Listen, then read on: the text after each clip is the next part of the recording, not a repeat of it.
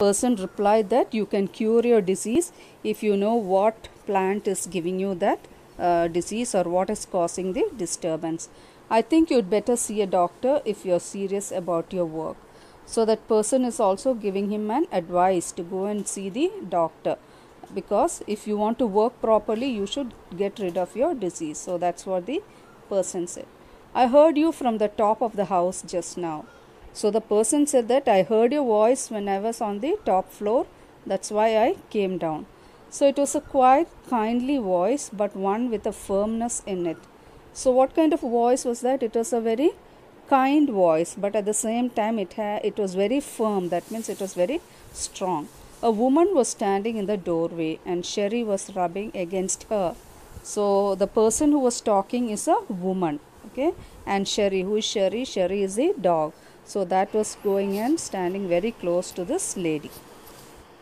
She was young, quite pretty, and was dressed in red. So this lady who spoke was a young lady. She was very good looking and she was wearing a red color dress.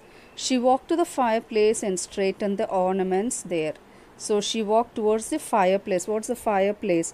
Where we keep the firewood and all and burn it so that the room becomes warm. So above that there were some ornaments, some decorative items. So she was just making them all right. Down, Sherry, she said. So she wanted the dog to sit down silently. Anyone would think I'd been away for a month. So she's saying that people will think that I was not here for a month. She smiled at Horace and went on. However, I came back just in time, though I didn't expect to meet a burglar. So she's saying that people think that I am not here in my house, but then I came back at the right time and I never expected to meet a burglar. Burglar means thief. Horace had some hope because she seemed to be amused at the meeting. So Horace had some hope. That means he was quite sure that she was having some she was speaking in a kind manner, so she might not be harsh with him. She might not hand over him to the police because she was speaking in a amusing manner. He might avoid trouble if he treated her right away. So he thought that he will avoid trouble if she was good to him. He replied, I didn't expect to meet one of the family. So he also told her that I didn't expect to meet a family member from this house. She nodded. I see what an inconvenience it is for you to meet me. What are you going to do? So she is asking him, okay, you never expected me, but when you saw me, it has caused a lot of inconvenience. So what are you going to do now? Horace said, my first thought was to run. Of course you could do that, but I would telephone the police and tell them all about you. They'd get you at once. So he said that my first thought was to run, but when I met you. So immediately she said that, no, if you do that, I will call the police and tell them to catch you and they will surely get you. Horace said, I would of course cut the telephone wires first and then, he hesitated. So he told her that if you are going to call the police, the first thing I would do is go and cut the wires and then I would run. He hesitated, a smile on his face. I would make sure that you could do nothing for some time. A few hours would be enough. So she said that, I'll see to it that you will not be able to do anything. She looked at him seriously. You'd hurt me? So she was also afraid whether the thief would hurt her. So she asked him whether you would hurt me. Horace paused and then said, I think I was trying to frighten you when I said that. So he said that he was only trying to frighten her.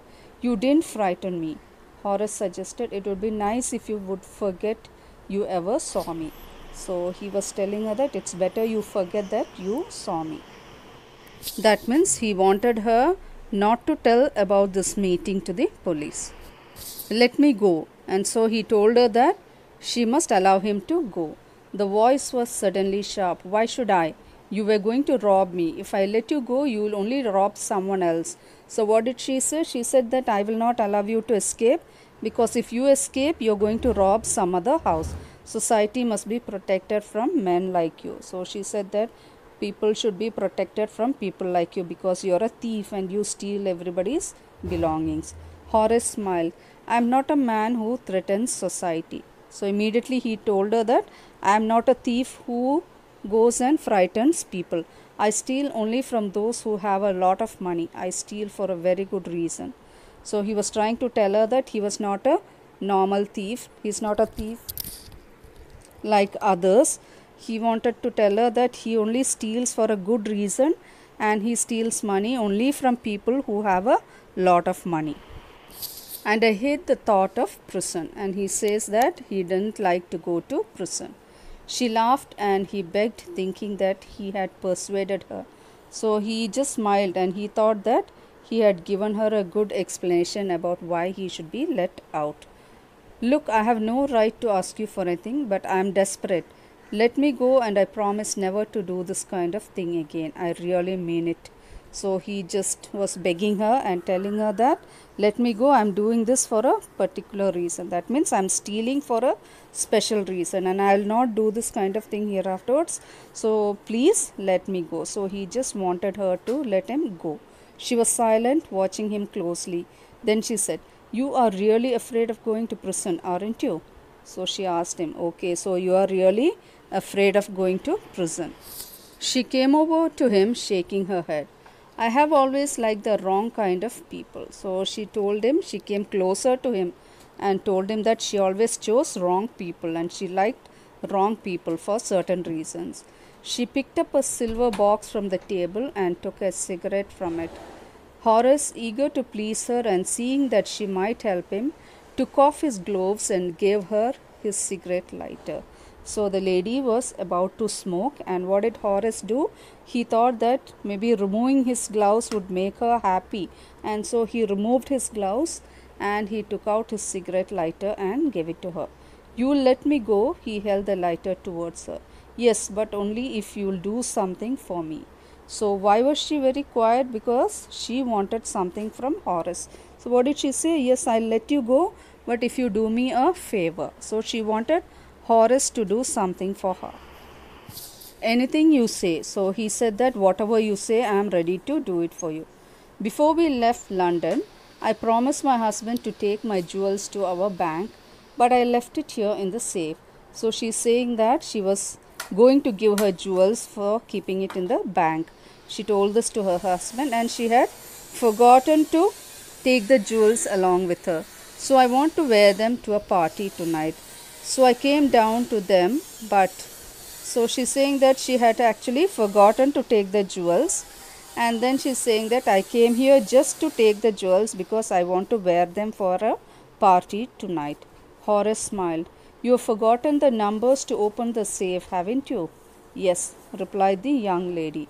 So immediately Horace says, I know that you have forgotten the number to open the safe. So she immediately said, yes, just leave it to me and you will have all of them within an hour. So Horace said that don't worry, within 1 hour I will take out the jewels and give it to you. So Horace was ready to help the owner because she was asking for her jewels and she said that she forgot the number of the safe. But I'll have to break your safe. Don't worry about that. My husband won't be here for a month and I'll have the safe mended by that time. So what did he say? He says that I'll have to break your safe. But immediately she says that don't worry because my husband is not here and I can get it repaired by the time he comes back.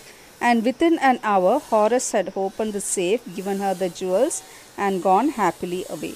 So he did his job. Within 1 hour, he broke open the safe, took the jewels and gave it to her and he went away happily. Why happily? Because he was not caught or handed over to the police. For 2 days, he kept his promise to the kind young lady. On the morning of the third day, however, he thought of the books and he knew he would have to look for another safe. So what happened? He had promised the lady that if she let him go, he would never rob again. So for 2 days he didn't do anything. But on the third day, again he remembered his books. He wanted them very badly, and again he decided that he should do one more robbery. But he never got the chance to begin his plan. By the noon, a policeman arrested him for the jewel robbery at Shotover Grange. But what happened? He was not able to carry out his plan because in the afternoon, a policeman came and arrested him for robbery at Shotover Grange. So what is Shotover Grange? The place where he had gone to steal the jewels. His fingerprints, for he had opened the safe without the gloves, were all over the room, and no one believed him when he said that the wife of the owner of the house had asked him to open the safe for her. So why was he caught? Because his fingerprints were found all over the house. And even he told the story to the police that it was the owner, the lady of the house, who told him to open the break the safe and take all the jewels. But then nobody believed him. The wife herself, a grey haired, sharp tongued woman of 60, said that the story was nonsense. But now comes the real owner of the house. She was actually an old lady, and she was 60 years old.